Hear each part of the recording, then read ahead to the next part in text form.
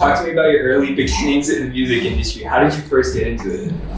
All right, so my cousin knows a guy named Corey Litwin, and Corey's much older than me.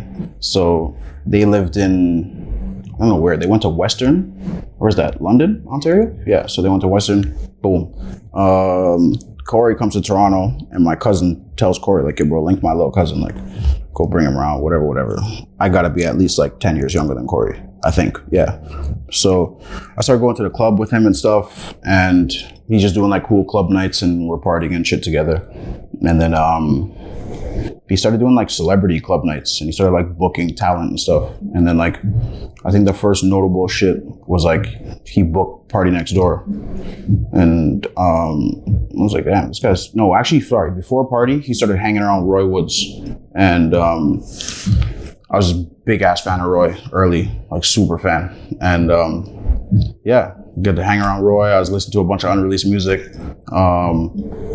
And then not too long after, met Party. And it was just like, yeah, the peak of music. Before that, obviously, I knew Killy. Like, I've known Killy since before he was Killy, when his name was like Hood Hokage. And then there was Come Down, there was Smoke Dogg, rest in peace, there's Ram Myrtles, there's, yeah, just, it goes on and on. So, yeah, I kind of was just around music all the time, but I never really knew exactly what I wanted to do until I just like watched Corey like build this, I don't know, he was building something. Like, he was around all the celebrities all the time, and then he started like a grill company, and he was making grills for people, and that was getting him around people more. And just, he was just using that as like, just like an easy way in. So I started picking up from him, and like, I was the weed guy. Weed was illegal back then. I always had weed. So I would bring my weed in the party, and I'd be with a lot of the OVO guys, and then I'd give them shit if they wanted to, and then I ended up just like being the plug for a lot of them, just giving them free shit. And yeah, I eventually learned that like, yeah, I want to be on the business side. I don't want to rap or anything. And I got into management. I guess that was the first thing. Right, yeah. So then tell me about like the first moment that you were like, oh shit, like I can actually go far with this and like take it seriously as a career. I think I figured that out kind of early, but I'm trying to think, what's like a decent moment where I felt like this was a movie? I think it was my first trip to New York. So I went with PZ. Shout out PZ, realest ever. So PZ brought me to New York, and he brought Top 5 as well. And we went to Atlantic Records, and we met Orlando Warrenberg, and he at the time was like the SVP of A&R at Atlantic. And so we walk into the smoking room over there, is what they called it, where they play the music and stuff. And P&B Rock sitting in there. Mind you, none of us know who he is. So whatever, we intro each other, and he plays Going Through the Motions before it came out. I think he dropped it in 2017 or something. So his music is incredible. We're at Atlantic, we're talking all this inspirational stuff. And then I went home. That was my first ever time being in America. And then that was 2016. And then maybe a couple months later, it was Orlando's birthday. I went back, and it was like A Boogie there, like every big celebrity you can think of, all at one party. And I was like, damn, I can actually get around this shit. Like, I used to see all these guys on TV and YouTube, whatever, and it's like, I'm here now. So I kind of just, from then on, I was just like, I'm just going to keep traveling and keep trying to figure this shit out. So, yeah, I would say that. First trip to New York. All right, talk to me about how Diesel Collective was formed. How did you come up with that idea? And what was like your initial like vision for it?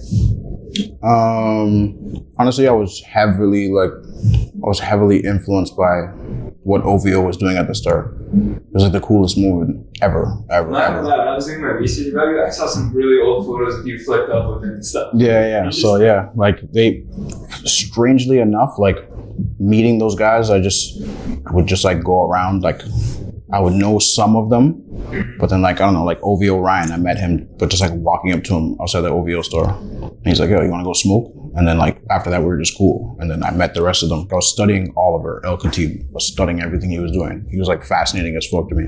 So it's just a movement. I could tell that like everybody as a fan was just, it was cool to see all these guys walking around together with like these owl sweaters on and like matching clothes and shit. And just how they moved was super cool. So I was like, fuck it. That's the blueprint. Like, and I'm from Toronto too. Like, I'm going to try to take as much as I can from it, but do it in my own way. And yeah, I did it on the scale that I could put it on. Alright.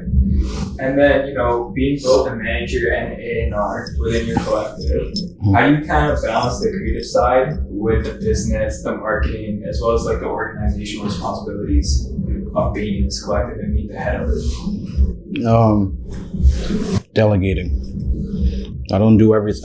I do as much as I can because honestly, it's all like, it's just like muscle memory. It's like second nature. Mm-hmm. You hear a song, you can kind of see the music video in your head. You can kind of picture it. Or you hear a beat, you can kind of picture of who can rap on it. Or you're listening to a loop, you can kind of think of, yo, that drum can go there, that sound, maybe you can move that over. So I don't know, that stuff is just like second nature. But yeah, definitely like building a team. I kind of built backwards. So like I built everything by myself. And then I started needing a team. I'm like, you can't do this shit by yourself. So I'm still always looking for more people to work with. You mentioned delegating, and a certain amount of loyalty and trust comes with that, especially with something you start. Absolutely. How do you find people, and like how do you like kind of like see into people and know that I can trust them doing this certain task and doing this one while you're seeing the other man's like not at this moment or shit. Like at this point, once again, it's just like muscle memory. You talk to someone and you look at their profile and you kind of see their mannerisms and how they're messaging you. Like most of the people that I work with, like I'm trying to put this in a way that like doesn't sound arrogant. Like it took them a while to get a hold of me, like not purposely, because it's just like, I don't know. For me, it's just like I get a bunch of random DMs and like sometimes people will just be like, hey, or they'll be like, yo, I want to work with you or whatever. And it's like, for me, that always sounds like I need you to do something for me. Like you have access to some shit, like let's work. But it's like, essentially, can you put me on? So it's like, I usually ignore messages for a while. And then some people will say certain things where I'm like, all right, let me see what they're talking about. And some people are just persistent as hell. And it's like, I fuck with that so much. I fuck with when I have a conversation with someone and I'm like, yeah, like I'll call you. And they're messaging me like, yo, you're gonna call me? Yo, you're gonna call me? And I'm like, this is the guy. So, there's certain little mannerisms. It's just like people who want it. You know who wants it. And you know who like lives and breathes this shit. Versus like the guy who's just like, fuck, I got work and this and that. I'm tired. Like, I don't know. Like, so. I know we talked more about the Diesel collective and how you bring people into that collective. But now talking about the artist side, how do you kind of choose who to work with, who to not work with, who you kind of like just let it simmer, come back to it in a couple months? Okay, so like, once again, it's more of like, okay, for me, it's personality first. I don't give a fuck. Like somebody else it might be music for like, I guess I work in a specific way, so this might not work for everybody else. Like for me, when I work with someone, I want to like you as a person first. And I want to like how you are as a person, like you away from me. Because like, yeah, cool, everybody's going to be on their best behavior around certain people or whatever. But it's like, no, like you as a human being, when you're by yourself, I want to like that person. So it's like good person first, because I'm no snobs, no like ego, nothing, whatever, like none of that. And then just like, yeah, like hardworking, like I don't care if you have a job, school, whatever, like figure it out. You know what I'm saying? Everybody always does. And just like, yeah, just all the baseline stuff of just like hardworking, good people, good sound, or at least a sound that has potential. And it's like you need an ear to be able to tell the difference of like someone who you can actually like this person can grow, or like they might be cooked, and someone that listens too. So yeah, that and like whatever, a bunch of other shit, style, whatever. Honestly, top 3 is just like good person, someone who actually listens, because people love to like ask for advice and then just like do whatever they were doing anyways, which is that's a huge thing. And then yeah, I guess sound. So. And then this new Instagram page that you recently created, Banity World. Mm-hmm. Is that a collective as well, or are you trying to turn it into a collective? Is it already a collective? What's kind of the vision with this? Like right now, I guess like I was telling you earlier, like there's not much of an ecosystem in Canada, and there's not there's not cool places for artists to go to like whatever, get an interview off or do a freestyle or whatever the case may be. So I'm like, let me just start something. And like I always have access. So I'm like, I feel like years ago I should have just picked up a camera and like, I don't know, I should have picked up a camera and just like been documenting stuff. So yeah, I was just like, I don't know. I know how these pages work, and we need one down here. So yeah. And then being based in Toronto, how has like the city influenced your opportunities, you know, your drive, and just being you as a manager and She said, how did being from Toronto affect that? Yeah. I guess for me, like going to America and going to Europe and whatever, just like seeing how everybody else operates within the music industry, like we're at a super disadvantage.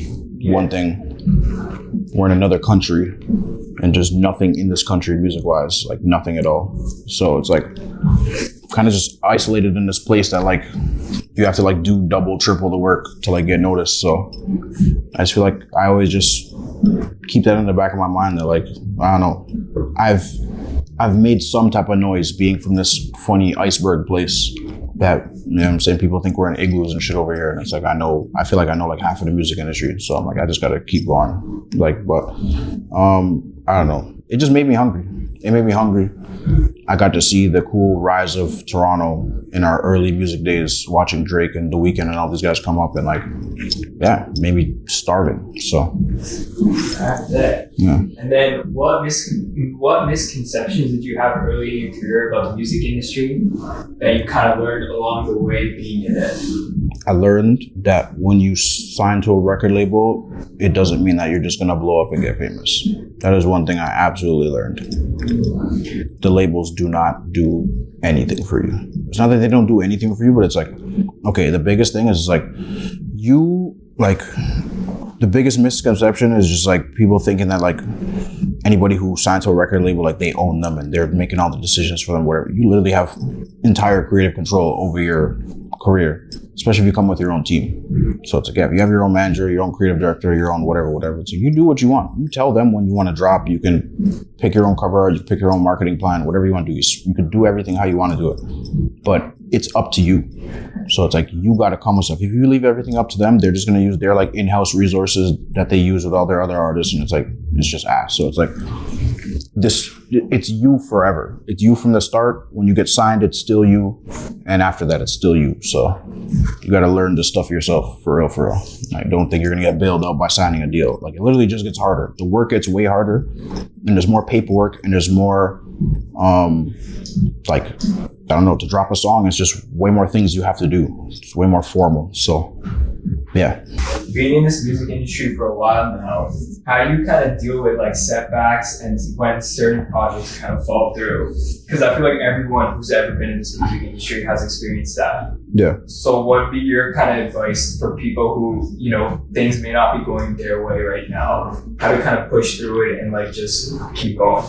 Like, I guess for me at this point, you don't ever look at anything, like, you don't never dwell on anything until you get paperwork. Mm-hmm. And even then, you know what I'm saying? You just scoot it to the side until you have like a date. Until you have like a solid date or whatever, but it's like, I don't know, you just keep moving. That one, anything you do is not going to be the tell-all BR. It's not going to be the end game. It's not going to make you rich. Even if you get that one Drake placement, it's like you still need another 100 placements to just live your life and whatever. So it's like, yeah, just keep going.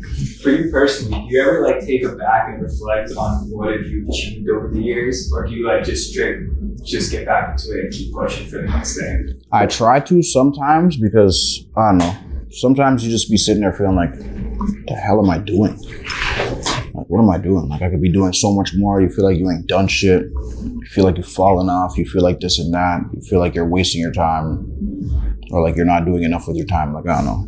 It's like, as a creative, you're going to go do those emotions a lot, but it's like, I was going to segue into this How do you kind of handle when like your motivation is really low in this thing, being in this music industry? It's the same thing. After a while, you'll start like recognizing it. Like, oh shit, I'm sleeping in more and I'm tired and I don't want to do anything. And it's just like, I don't know, it's all mental. You just got to be delusional and just recognize what's going on and figure out what you got to do to just get back up. I don't know, play video games for a day or something, or just take a break. But I don't know, you just got to, it's just a routine. It's just ups and downs, and you know when the downs are coming, and you just, you know what I'm saying, take a little break. But you just got to keep going. What video games you be playing? What am I rate? So I just got Elden Ring. I just got it. So yeah, I'm stuck on the first boss. He's cooking my ass, and it's getting me so mad, bro. So yeah. I'll do the boss impression. Yes. Okay. How do you define success? All right. I like that question. So it's case to case basis. I know rappers that make $2,000 a month, and they're like, this is lit. Like, I just upload songs on the internet that take me however many minutes to make, and I'm paying my rent. This is amazing. There's some people that make $100K, whatever, a year, or whatever it is, and they're like, I don't know. It's like, depends what each person is cool with. You know what I'm saying? So it's like, if you want to shoot for the stars and you feel like you're getting closer to the stars or whatever, then yeah, you know what I'm saying, that's success or whatever. Like, I don't know. I feel like it's a person to person goal, but I guess for me personally, I feel like it's when I can do whatever the hell I want to do. Like, I feel like I'm successful when I can just start peeling out cheese on my pocket and just like helping anybody I feel like. Like, yeah, bro, this kid's nice. I'm gonna buy him a whole setup or whatever, buy someone a house, pay for someone's rent, that type of stuff. That's like the end goal for me, to just be able to just give away as much as possible. That.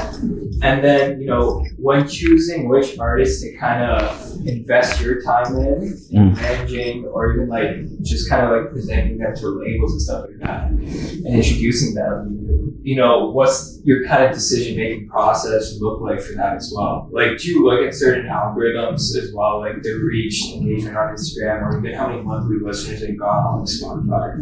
Yeah, so there's two different ones. Sometimes, depending on how talented someone is, if someone just has like some undeniable music, I don't give a fuck how much listeners or whatever they have, I'll bring them straight to whoever I need to bring them to. Because I'm like, just listen to this.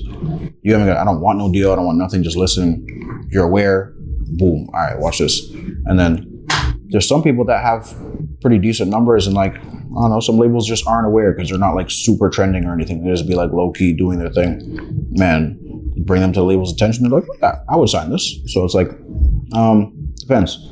Yeah, they got to be ready and like, see, but I don't know, that even that part, that's kind of tricky because 9 times out of 10, if a label like if you're ready, like if an artist is buzzing and they're ready to sign, then a label's gonna reach out to them. They're not gonna need me. Their phone will be like blown. So I don't know.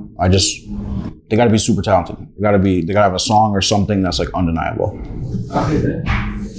And then, you know, what advice would you give to upcoming managers, A&Rs like yourself who want to start their own collectives or even build their own brands? Literally just do it. Like literally just like don't even think about it. Just start learning, because it's like, yeah, the more you try to mood board this shit and like take 6 months to try to start it, like soft launch it. Don't like make a big deal out of it. Just like start and learn and just like get serious people around you. Just get whoever, I don't know. But I would say just start and learn. And that's the only way you're going to figure this shit out. Looking ahead, where do you hope to take Banity World in the next 3 to 5 years? Like a major, like a media stop, like, you know, like when people do press runs and stuff, like there's no press run spot in Canada, like, or at least not for no underground, not for no mainstream artists or whatever. Like I just want a spot where when people come to Toronto, or even if you're from Toronto, yeah, here's a page that has a lot going on and we can shed light on the right people. So just, yeah, having that reach to be able to actually help and break an artist. So. All right, that. And then, you know, talking about you specifically, you know, where do you see yourself in 5 to 10 years, and what would your legacy, what would you want people to remember you by in the music industry as well? I guess well, people already know me for being just like I'm very proud of being the nice guy. You know what I'm saying? I like being nice to people. I know what it feels like to like get egoed by someone that you fuck with, or someone that you admire, or whatever the case may be, or someone that you want to work with. So it's like, I don't know, like Corey was the one for me at first that like kind of took me in when he literally had no reason to, and like introduced me to people. And same thing with Oliver. Like I was sending beats to Drake for no reason and no business doing that. Like I was early, but it's like Oliver gave me a chance, and Drake rapped on one of the beats, and it's like it never came out, but it's on YouTube. It's a movie, but still, like I don't know. Those moments like changed my life. Just like the little moments where like people gave me a little chance when I felt like I had no business getting that chance. So I want to be that person where people can look back and be like, yo, that guy Shakk, he listened to my beats and he went and played them for fucking Travis Scott and got me a placement. And I only knew him for a week or something. So yeah, I wanna help people. I like making people's days. That should make my day. I just wanna, you know what I'm saying, be a positive change. Because that should make me happy too. So yeah.